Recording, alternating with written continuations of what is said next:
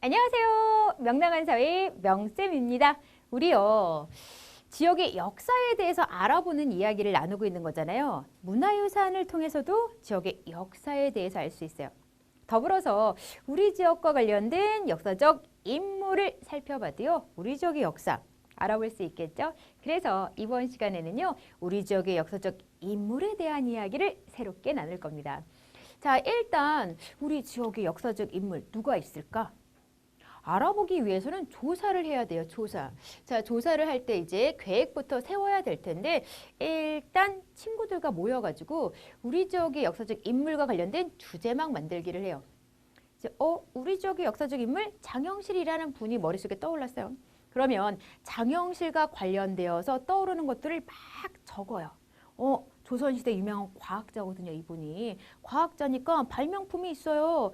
그리고 이분이 어떻게 태어났고 어떻게 성장하다가 나란 일을 하게 되었는지 일생대에서도 누군가가 떠올렸다면 그걸 막 적어요. 그 다음에 이분은 신분이 노비였다가 양반으로 바뀌었다던데 이런 게 떠오르면 떠오르는 것들을 다 적어요. 이렇게 큰 종이에 주제와 관련해서 떠오르는 내용을 분류해서 각 내용과 관련된 또 다른 내용을 이어붙여 만드는 걸 주제망이라고 말을 하는 거야. 근데 지금 우리가 만들어 놓은 주제망이 장영실이라고 하는 역사적 인물과 관련된 주제망이 되는 거죠. 이런 식으로 이제 주제 정하고 주제와 관련해서 떠오르는 것들을 막 이제 망의 모양으로 줄을 그어서 연결을 하는 겁니다. 이렇게 첫 번째 주제망을 만들었으면요. 이제 두 번째, 주제망을 만들면서 더 알아보고 싶은 내용을 친구들과 이야기 나누면서 조사할 주제를 정합니다. 주제 정하는 걸 하는 거예요. 그리고 이제 함께 조사 활동을 할 친구들끼리 역할을 나누는 걸 합니다.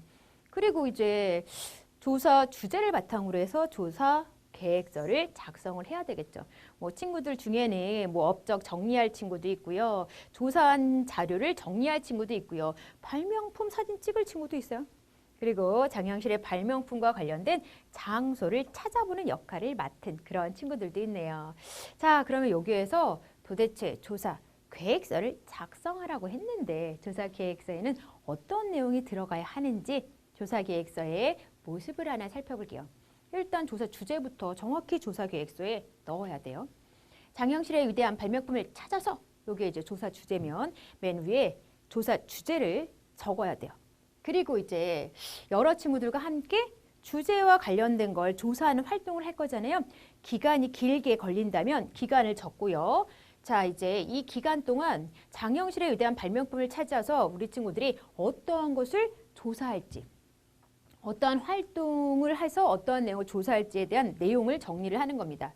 장영실의 업적에 대해서 찾는 그런 활동 해보겠다. 장영실이 발명품을 만들게 된 까닭을 알아보는 활동 해보겠다.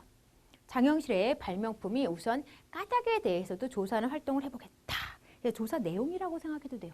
어떤 내용에 대해서 친구들과 활동하면서 조사할지 그 내용을 정확히 정리하고요. 그리고 어떤 방법으로 이런 것에 대해서 알아보지?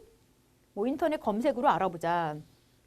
또는 장영실 과학동산이라는 현장에 직접 가서 알아보자. 여러 가지 방법 친구들끼리 의논해서 정했으면요. 그 방법을 조사 계획서에 적어요.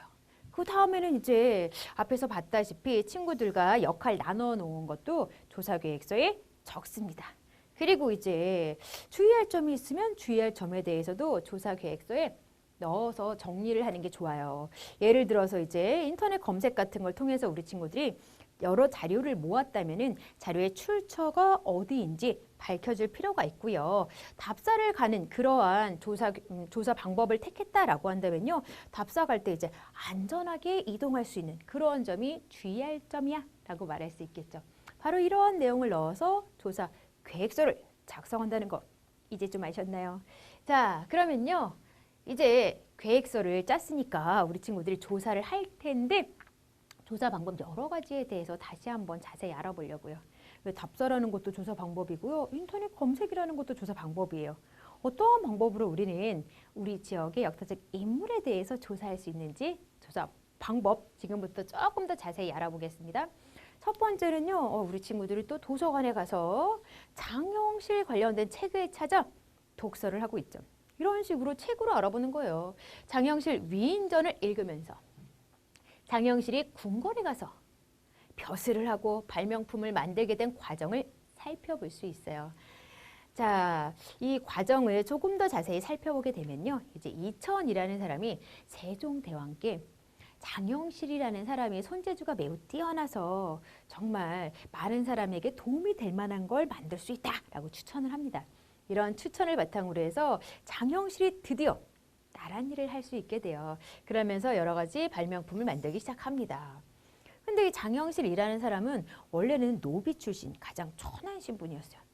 신분이 낮아서 사실은 나란 일을 하기 어려운 그런 사람이었음에도 불구하고 세종대왕은 신분을 가리지 않고 능력이 있는 그 점을 인정해서요. 장영실에게 그 능력을 발휘할 수 있는 기회를 주었습니다. 그리고 이러한 기회를 잘 이용해서 장영실은 뛰어난 창의력, 제주로 끊임없이 노력하여서요. 정말 훌륭한 그런 발명품을 많이 만들었어요. 어떠한 발명품을 만들었는지는요. 조금 이따가 다시금 설명해 드릴게요. 어쨌든 여기에 나와 있는 건 여러분 이미 장영실 관련된 책을 읽은 그런 내용이 정리되어 있는 거예요. 여기 있는 걸 외우지 말고요. 여러분 스스로가 장영실이 만약에 우리 지역의 역사적 인물이라면 관련된 책을 찾아서 그 책에서 얻은 자료를 정리해 보는 게 더 좋습니다. 어쨌든 역사적 인물을 조사하는 방법 책 읽기 여기에 있다는 거죠. 자, 두 번째 인터넷 검색이라는 방법이 있어요. 자, 인터넷 백과사전 같은 걸 검색하면요. 장영실 발명품을 자세히 알 수 있어요. 뭐 자경루는 이제 물의 양에 따라서 시간을 알려주었던 물시계예요. 게다가 그 물의 양이 이 정도 차면은 몇 시, 이 정도 타면 몇 시, 자동으로 또 시각을 알려주는 그러한 장점을 가지고 있기도 합니다. 사람들은 하루에 12번씩 울리는 자경루의 소리를 듣고 시간을 짐작할 수 있었어요. 이러한 내용도요. 인터넷 백과사전 같은 걸 이용하면 우리 친구들이 스스로 알 수 있는 거죠. 자, 그 다음에 현장 체험을 통해서도 지역의 역사적 인물 조사할 수 있어요. 자, 장영실 과학동산이라는 곳이 있어요. 이곳에 직접 가서 장영실이 만든 발명품에 관한 자료를 수집할 수도 있고요. 그 현장에 갔을 때 문화관광 해설사분이 계시면요. 이분의 설명을 통해서 장영실의 일생에 대한 이야기도 들을 수 있습니다. 자, 그런데 이제 이왕이면 알찬 조사를 하기 위해서 현장에 갔을 때 문화관광 해설사께 질문할 거리를 준비해서 가는 게 좋아요. 미리 작성한 질문 내용을 문화관광 해설사께 여쭤보고 설명을 들으면서 그 설명 이제 놓치지 않게끔 잘 필기도 하고요. 동영상을 찍는 게 좋겠죠.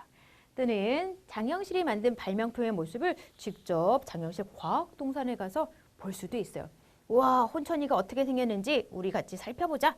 진짜로 혼천이라고 하는 장영실이 만든 발명품을 우리 친구들이 살펴볼 수 있는 그런 기회를 얻을 수 있는 게 현장 체험으로 알아보는 방법이 되겠습니다. 자, 그러면 이제 장영실이 유명한 과학자, 발명품을 만든 사람이라고 했는데 도대체 어떤 발명품을 만들었는지 조금 더 자세히 살펴볼게요.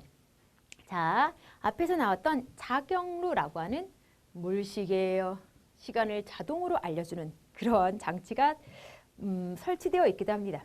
이게요, 해시계예요, 해시계. 이름은 앙보일구라고 해요.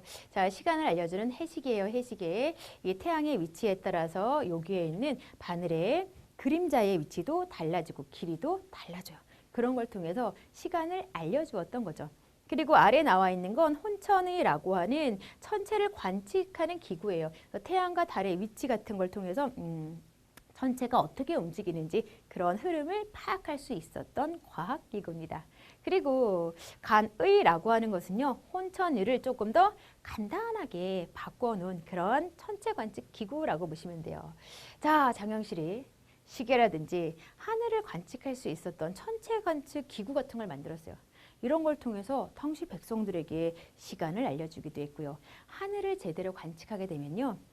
날씨 등에 대해서도 미리 파악할 수 있고요. 그렇게 해서 파악한 여러 가지 날씨 정보가 농사 짓는데 도움을 줍니다. 당시 사람들에게 시간을 알려주었을 뿐만 아니라 농사 짓는데 큰 도움을 주기도 했구나. 그래서 장영실이라는 분은요. 바로 어떠한 지역의 역사적 인물, 위대한 사람이야 라고도 할 수 있는 거겠죠. 정리가 좀 되었을까요? 자, 그러면 우리가 이번 시간에 공부한 이야기 퀴즈로 정리 들어갑니다. 1번이요. 지윤이네 모든과 민재네 모듬의 친구들은 우리 지역의 역사적 인물에 대해 자유롭게 이야기한 내용을 바탕으로 주제망이라는 걸 만들었겠죠. 자, 주제와 관련돼서 떠오르는 것들을 쭉쭉쭉쭉 종류별로 나누어서 연결해서 정리해보는 게 주제망이라는 겁니다. 자, 그리고요. 도서관에 가서 이런 책을 읽으면서 장영실이 궁궐에 가서 벼슬하고 발명품을 만들게 되는 과정을 살펴봐요. 바로 장영실이라는 역사적 인물에 대해서 소개해 놓은 위인전 같은 책을 읽어야 되겠죠. 마지막입니다. 민재네 모든 친구들은 컴퓨터실에서 이것으로 장영실의 발명품을 알아봤습니다. 컴퓨터를 이용해서 장영실이라는 역사적 인물에 대해서 조사했다라는 설명이죠. 이건 인터넷 검색과 관련된 조사이기 때문에 바로 인터넷 검색이라는 말이 들어가면 돼요. 자, 이렇게 해서요. 퀴즈 모두 풀어봤네요. 우리 친구들 이번 시간에도요. 열심히 공부하느라고 수고 많았어요.